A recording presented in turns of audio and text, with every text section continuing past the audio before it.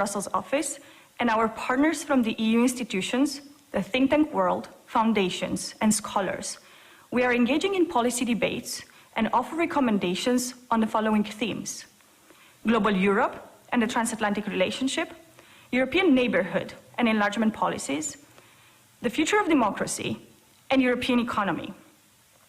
If interested to read more about our work, I encourage you to check our key publications, including Making Flexible Europe Work, European Governance and Potential for Differentiated Cooperation, Europe's Migration Myths, GlobeSec Guide to Debunk Myths about the European Union, and Revisited Scenarios for Europe, Central and Eastern European Perspectives.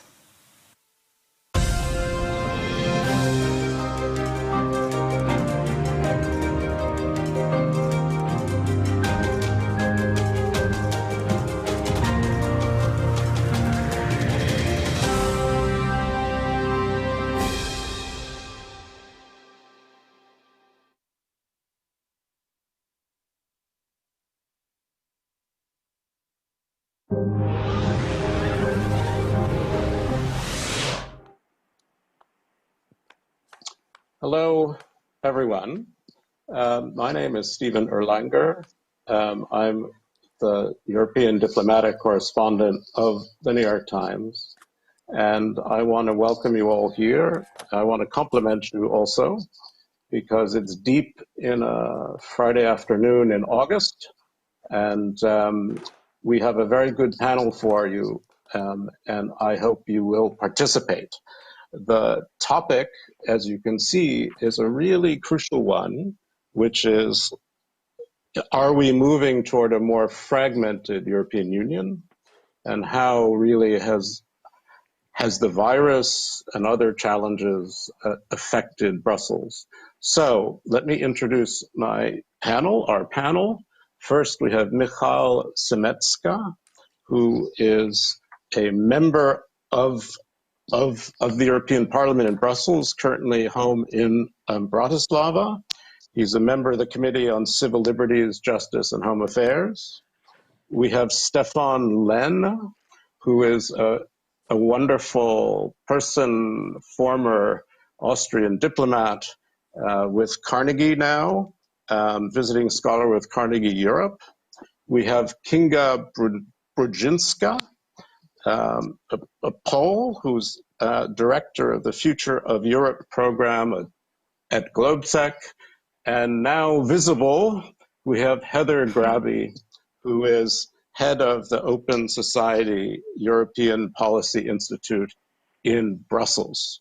It's a great panel. So I'm going to start by asking a couple questions and let our panelists jump in as they like. It strikes me as we talk about COVID and the potential to change the European Union, you could look at it from two sides. One, in a possibly optimistic way, you look at the recovery fund and the 7-year multi-annual budget, and you say, see, the Germans have given in, and there's a kind of collective debt, and this sets a model for the future. Maybe, or maybe it's a one-off and it'll never happen again. But there is a gesture of solidarity. But on the other side, perhaps you look at what's happening to Schengen. If you live in Belgium, you can't go to Paris. There's quarantines everywhere. The idea of open borders has been breaking down, and some wonder whether it will ever come back again. So, Michal, let's start with you. Which is it? Is the glass fuller or is it emptier on European development and cohesion? Thanks, Stephen, and it's great to be here. And thanks for everyone.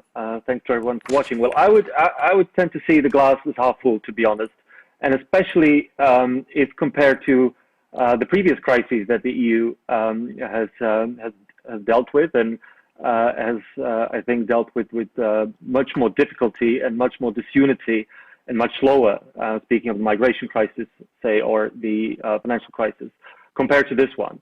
And also, I think I would see the glass half full compared to what we imagined could have happened back in back in March, I remember here in Slovakia, lots of people and journalists asking, well, is the European Union going to break up?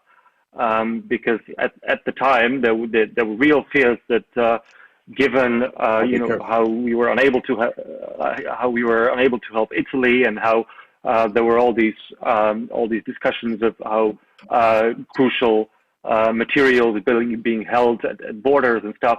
I mean, at the time, lots of people wondered whether the EU will survive this crisis at all, whether we would see the end of Schengen, whether we would be deadlocked on the North versus South debate on Corona bonds forever, and all that. So I think against that benchmark, I think the EU. And the big story is that the resilience of the EU, especially obviously, I mean, pointing to the recovery package. But even so, if you compare the response and the performance to the US or the UK, even, I think the EU is doing much better than we could have expected. So that's the sort of how full. Whether the recovery package is going to be one-off or it's going to be here to stay. I mean, obviously the size of it is going to be a one-off. That was the trade-off. That's why actually the Frugals accepted it. But there are elements of it which might be transformative, which might stay. The most important one being that given that when we start borrowing money on the financial markets as the European Union, I mean, we'll also create a market for these EU bonds, and that tends to have a staying power. And the second will be the debate about own resources. Once we actually develop EU's own resources to pay for this debt, that might stay on, and the EU might have resources of its own, and that will outlive the recovery package. I think that's going to be a big fight, but not one for this minute. Own resources is going to be another big north-south, east-west issue. Kinga, I wondered what you thought. You come from a country that sometimes can be skeptical about what Brussels wants. Do you see COVID bringing Europe to a new, better place, or somehow showing its weaknesses or fissures? Thank you very much, and good afternoon also to everyone. As Stephen said, it's Friday afternoon on August. You can partly blame me. I was the one who was participating in designing this trend of more fragmentation of the EU, and I was just thinking that maybe if we would choose a title, More Powerful EU, maybe we would get to the first day of this conference. So this I will have it in mind in shaping European topics in the future. But it also, I think, shows a little bit the position of the EU and the state of play and decades of the multiple crises that EU has been gone through. You, Stephen, you were very diplomatic in saying about Poland and its Euroscepticism sometimes. But I would say when I was preparing for this panel, I read some polls and I was trying to learn what are the feelings of the people. And actually, from the recent poll in June from the European Parliament, there were two words that feelings that the Europeans feel associate with, which is the hope and uncertainty. And I think this is also how reflects the State of the Union today. We hope that this rescue package will help us to go through the crisis and wish for more solidarity. But then also, we are not sure about the future of European project. The COVID-19 showed us that nothing about the EU is irreversible and inevitable, and also about the given country participation in the European project. To my view, it's possible that in the long term, the EU, as it is now, the current architecture, will become a more loose intergovernmental project, but there will be a core and there will be member states that they will build political union that will be able and willing to delegate more power to Brussels. There are multiple reasons for that. I will maybe give one example. everyone is talking about the budget. And for example, now the Commission said that in Poland, certain cities or municipalities that do not treat equally or minorities will not receive the funds. What happened is that the Polish government said that if the EU does not give money, we will just triple that amount and a given city or municipality will receive it.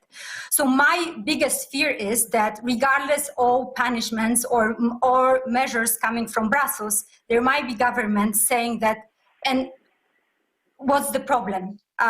We don't care if we can hope the EU. So a little bit of pessimistic scenario, but this is how I feel this summer about the EU. Very good, thank you. No, because I mean, this is one of the great debates that is always going on. I mean, which is where's Europe going and where's it heading and will it die and will it, you know, I don't think it will die. I'm a big optimist, but it can't stay the same. And so this is one of these questions. Heather, I'm going to come to you now that you're hooked up before you disappear again. Whether you think this is a moment where the EU finds a new impetus and rationale or something else. Sure. Well, this is always the question after every crisis. And every crisis that the EU faces becomes an existential one, because the expectations for the EU being able to coordinate a response are always so much higher than its capacity to do so.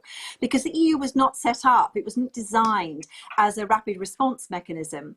It's a slow-moving, often lowest common denominator club of sovereign countries which are quite keen to do things in an intergovernmental way, as Kinga was just pointing out.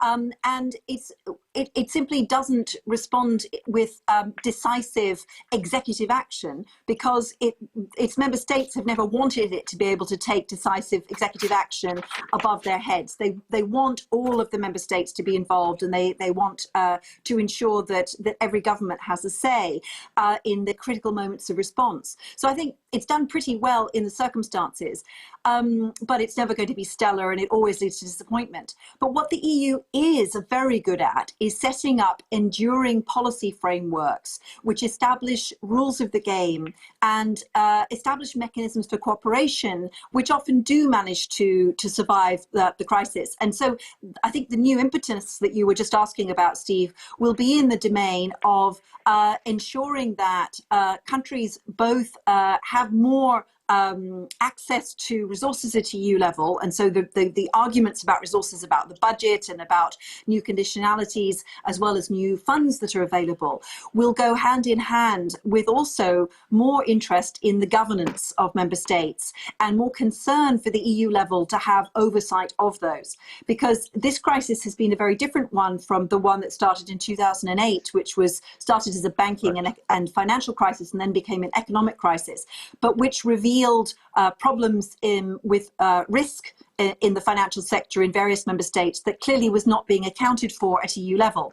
This time we've seen risks in health systems, but also in many other systems where there wasn't actually all that much nation and cooperation between member states. So I think what will happen is the EU's increasing role in the governance at national level of key policies like health, but also economic policies, and increasingly rule of law. These are the areas which will endure after this crisis. But I don't think we can expect to see a fantastic rapid response mechanism that will allow the EU to respond faster to future pandemics than it has responded to this one. Right, good, thank you. I mean, and obviously health was not an EU competence, which was part of the problem and part of the fumbling. And maybe it will be soon. I mean, it seems like a good thing for the EU, let's say, to be working on finding a vaccine, paying for vaccines for everybody, right? That kind of thing seems very useful. Stefan, I want to turn to you. You have been watching the EU for a really, really long time. You've been up and down with it. You have your own, sometimes optimistic, sometimes skeptical view, but I think of you as a great realist. So what does realism tell you today about what the virus does to the EU? Thank you, and good afternoon to everyone. Well, I consider the recovery fund as a huge achievement, a great sign of hope, but I still see the dynamic of fragmentation and the risk of fragmentation that is quite serious. And I give you basically two reasons for that.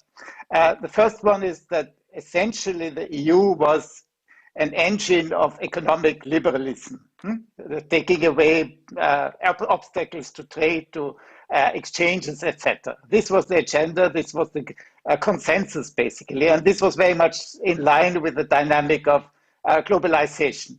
And even before the COVID crisis, somehow the climate in Europe changed, the kind of much more negative attitude to globalization. And the crisis has triggered sort of the return of a strong national state. Initially, more or less, the internal market disappeared, Schengen disappeared, the nation state was back in full force. And to some extent, this is still the case. You've pointed to Schengen, to the fact that even now, 6 months after the beginning of the crisis, the decisions on opening borders and closing borders, on allowing tourists to come and go, are still national decisions. And the Commission is trying desperately to do some kind of coordinating role, but it's failing ultimately. It has not taken back the initiative. So I see the sort of political economic model of Europe changing, and it will be ideally, of course, the EU becomes the engines of a new political economic model, maybe with more social rights, more equality, stronger taxation system, etc.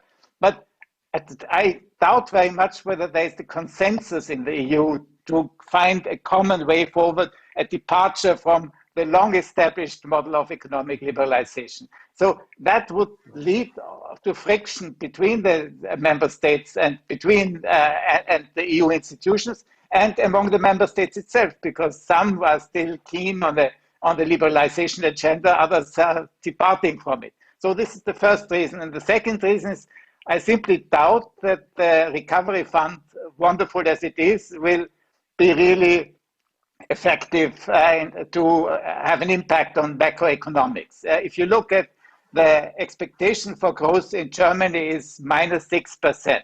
The expectation for growth in Italy is -11 to 12%. And the recovery fund, in terms of its impact on the national economies in the south, is maybe between 2 and 3% to the maximum. So I think the divergence between the north and the south will increase as a result of the crisis. And that, of course, is a very bad thing in terms of the sustainability of monetary union. So I think while the recovery fund is a very positive development, there are reasons to be worried about the future. Thank you. You've, as often, you've put your finger on a couple of issues that interest me a lot, that I would like more people to engage with. One is, the disease brings back the nation state, and it brings it back in a Europe that already was having issues of coherence, where there was resentment over Brussels rules and so on. It's not just Poland; it's all the Visegrad countries too, and that's one issue. And the other issue, which I think is really important, and is this question of whether the disease will, as you say, exacerbate the economic differences inside not just the Eurozone, but inside Europe too.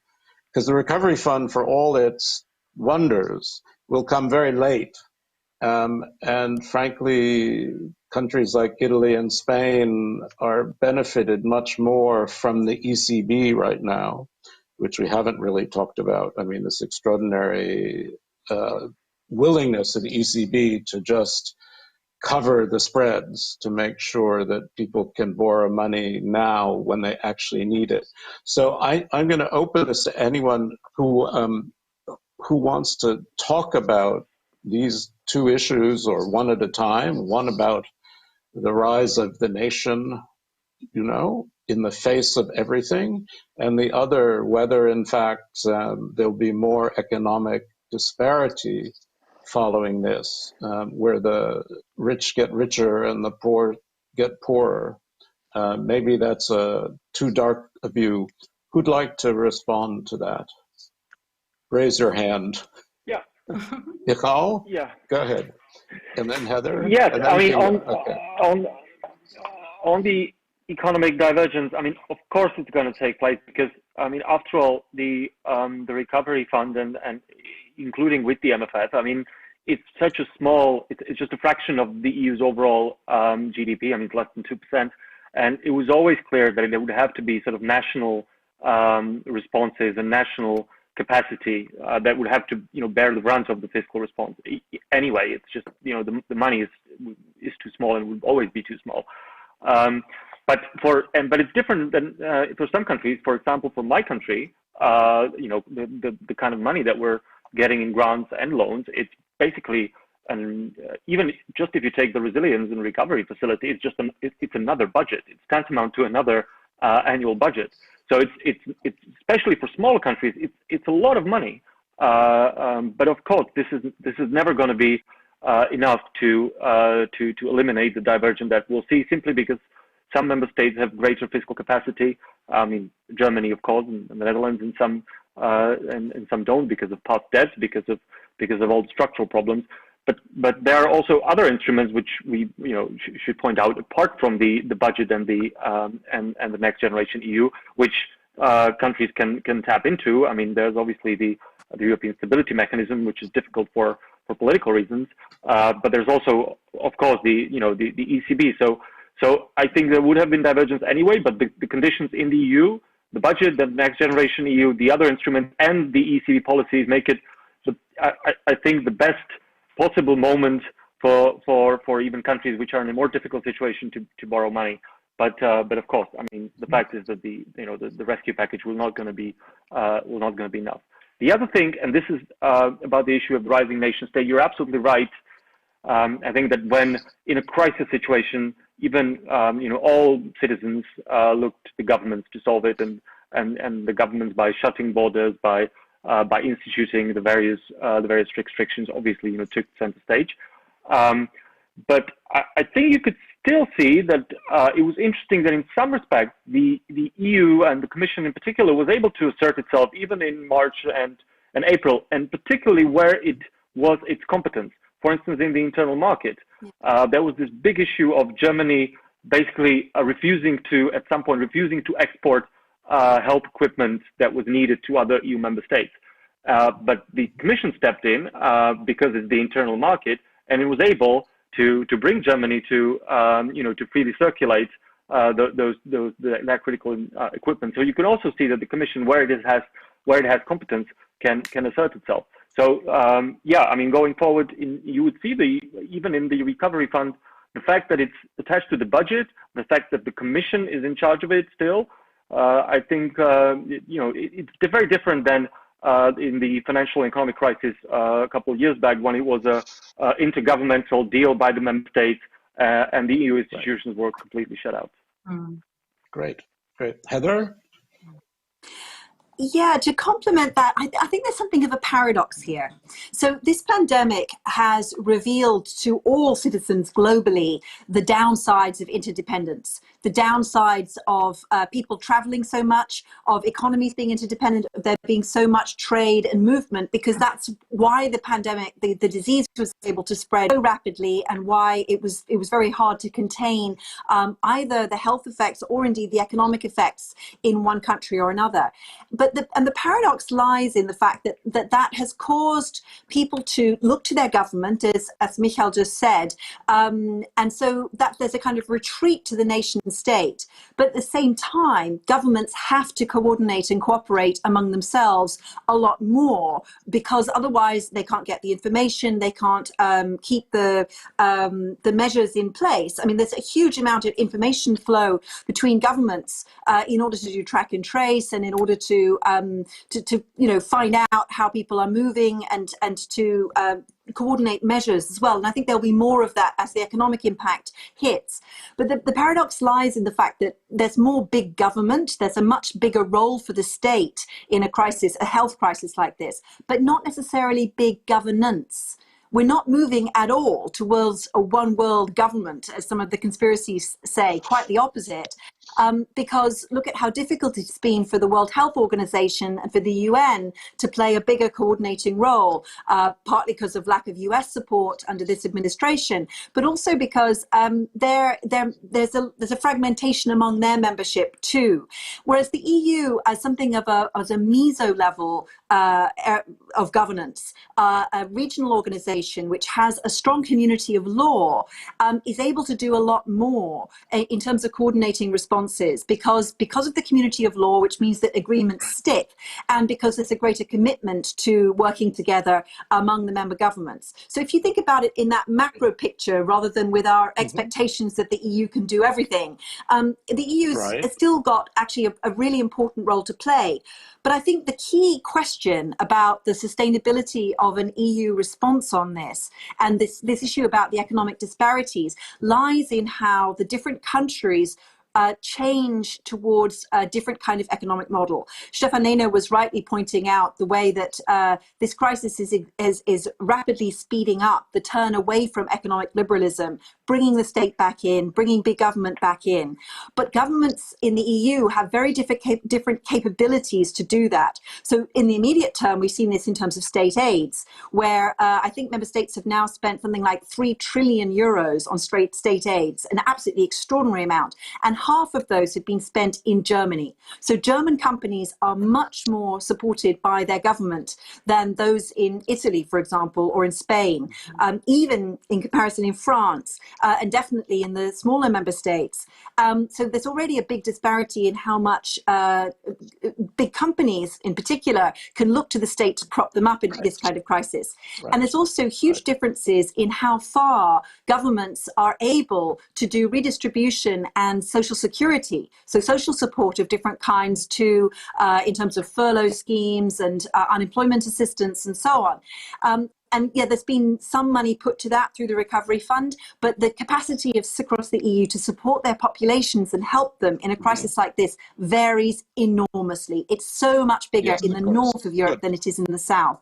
So it's not just economic disparities in terms of GDP growth, it's also how much the population and small businesses and also the Mittelstand feel they can be supported by their government. And that's where some countries can move away from economic liberalism towards state support much more rapidly than others. And the Recovery Fund won't affect that very much. So I think we'll see the Nordics and Germany being able to do it to a much greater extent. Great. I just want to give Kinga a chance to respond to. Yeah, I agree with Heather and Michał, and also what I would just add is also speed of the decision that were made to compare with the last crisis. The decision or forging a consensus on the recovery package actually was very fast. So of course money will come later, but today we are much further away than when we were in 2009 or 10. What was also interesting about the member states, of course, I think it's a very human to turn to your country when you face a pandemic and you don't know what to do, whether to use a mask or not. WHO says you shouldn't wear masks, but yet in Slovakia, everyone has started to use masks at the very beginning.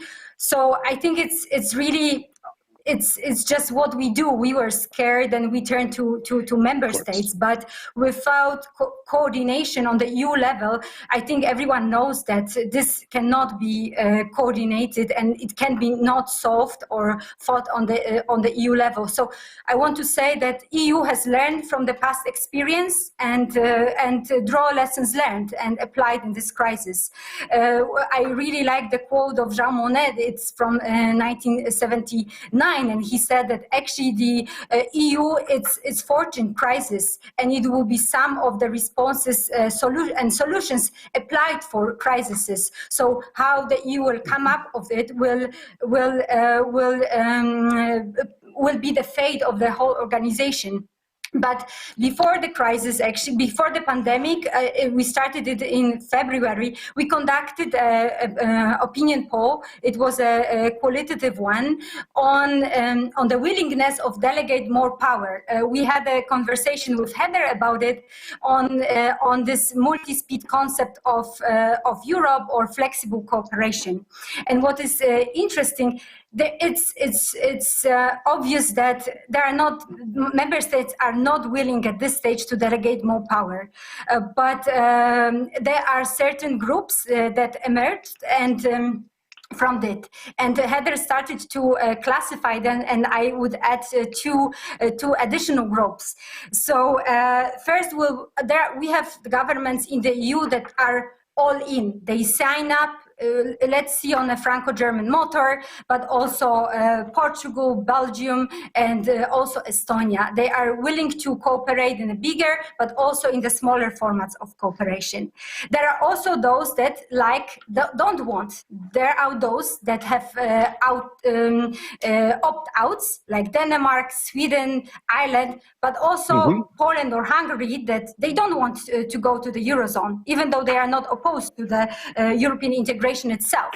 We also have those that cannot get in, which are Bulgaria and Romania.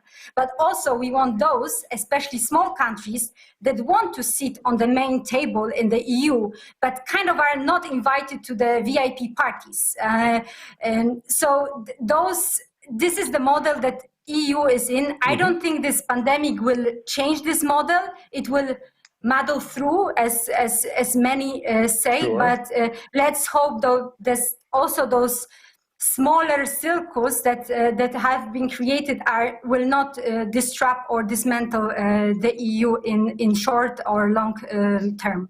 Okay. Very, very good. I have one more issue. I mean, there are lots of issues. I mean, one of the problems with the budget is it cuts military spending to almost ludicrous levels. So that says something about ambitions for strategic autonomy. But there's also a big promise that the new money would be used for green development, right? That everyone talks about, everyone in Brussels says, this is a crisis, we have to take advantage of it.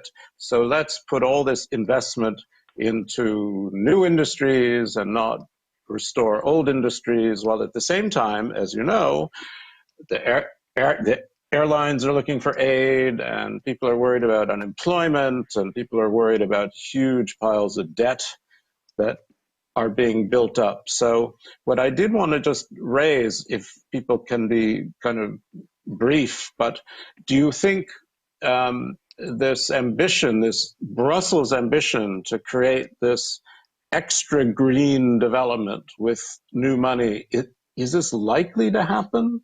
Or do you think it's going to get bogged down as usual in national decisions about national priorities? Stefan, do you want to respond to that? If not, fine, sure. Please. Yeah.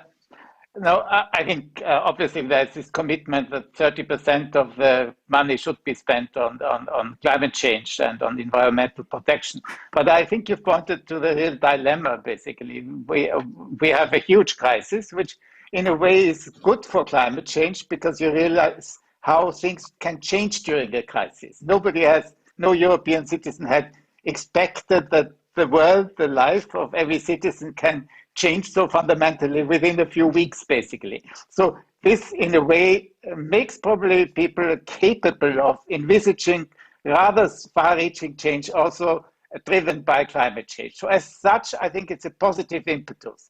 But as you said, the problem is the dilemma between the existing jobs and potential new jobs. Is it likely that a whole lot of this money will be invested in legacy industries that are basically obsolete, maybe to protect existing very much entrenched interests, or whether it will really go into innovation. And on that, I think this ultimately will be a national decision. It will depend very much on on the political systems in each country to determine the kind of share of resources that are devoted to. But the acute economics crisis with lots of job losses is not ideal for a very innovative, creative kind of restructuring of the economy. But the positive thing I want to say it once again is the fact that everybody realizes how life can change quite fundamentally. I think the preparedness of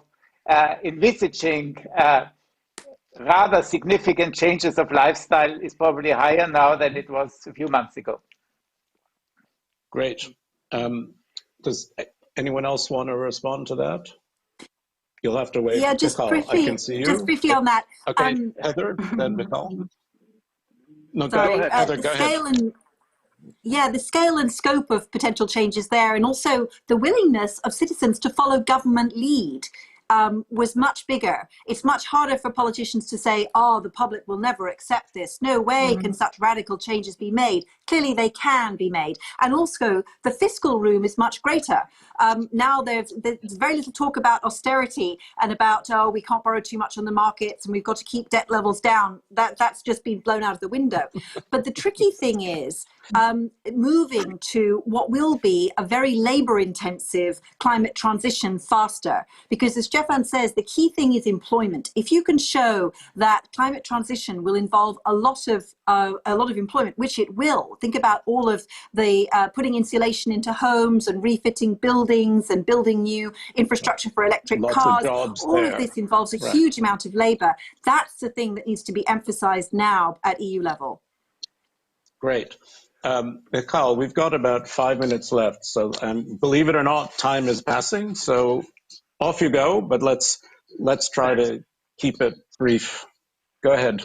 Yeah, on the Green Deal and the climate ambitions, I would agree with Stefan and in saying that it's definitely going to be up to the member states. And there's one big problem with the way that the deal was struck in July between EU leaders. And what you could see is that in order to maintain the level of spending in the next generation EU, they basically slashed money from the budget and from other programs, which would be pan-European and which would be devoted precisely to the green transition. There's a sort of a national logic to it, that member states want a larger pot of money, which is more flexible, which they can use whichever way they see fit. So, for instance, rather than EU programs such as the Just Transition Fund, which would be distributed by the Commission, that obviously was slashed, so that governments can spend the next generation EU money as they see fit. And there's, I think, the problem. Some member states, some governments which are very committed to the climate targets will obviously spend them on the transition, whereas I fear that, for instance, my government will want as much flexibility in the money and in the grants so they can spend building highways. This is, I think, the risk now, is that it's much more in the hands of member states rather than inside of an overall sort of commission-led Green Deal. Right. That's what Europe needs, is more highways. I do have one question which I would like to raise from the audience, from Andrzej Matyszek, who basically says it's hardly a homogeneous political space, and that also applies to the Visegrad 4. So how much is the East-West division real for all of you? And are these division lines really having an effect on how the EU is functioning now? I mean, let's start with Kinga, and then maybe one other person who wants to answer, and then I think we're probably out of time. Kinga, go ahead. Yeah, thank you. I think if we can call it either East-West division, North-South, or rather fragmentation of the EU. I don't think that in this crisis the member states reached any agreements, but so East-West divide will still exist, I would say. But it's I saw very evolution of the Visegrad 4. Being a Polish citizen, sitting in Slovakia is really interesting to observe, because from Warsaw, we always thought that we are the big leader of the V4 and our voice matters, and we are the ones that should represent the V4 in Brussels, which is not the case when you look at the V4 from Slovakia. Slovakia has much more different and more deeper links with Czech Republic or Hungary. And what was interesting, especially during the pandemic, is that Slovakia, I don't know what Michał thinks about it, but to me, Slovakia has started to cooperate it closely, and there were more meetings with Austria and Czech Republic. They called it Slavko format. So it seems like Slovakia will never abandon V4, but it's also looking to its other options, and I guess it's trying to alienate a little bit itself from the bad view or the bad image that V4 has obtained in Brussels, and is trying to be a constructive player in the European Union. Michał, how do you see it? No, definitely. Or is this putting you on the spot?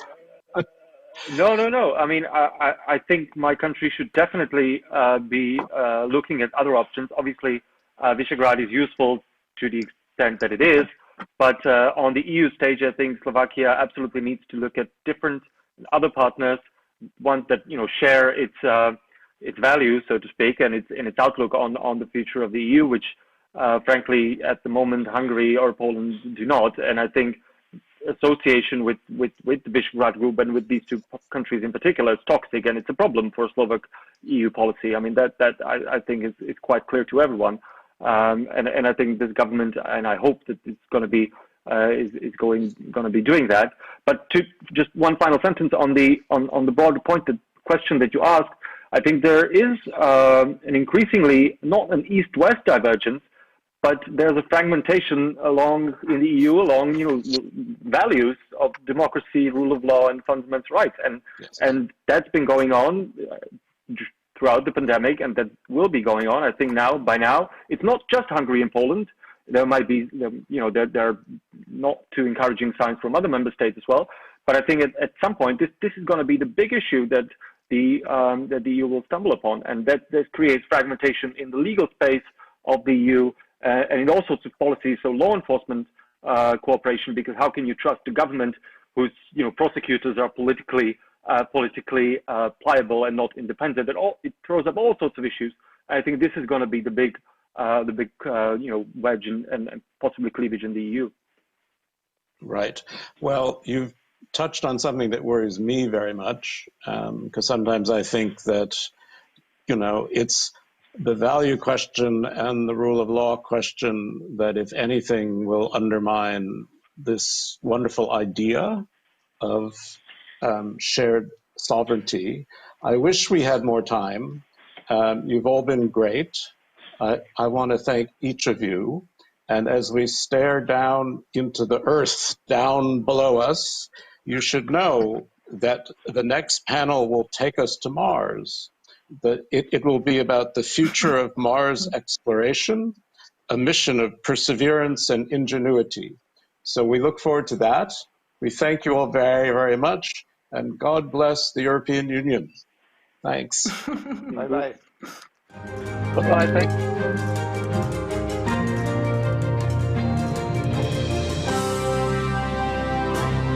GlobeSec Bratislava Forum is the platform to tackle disruption and discuss solutions for better tomorrows.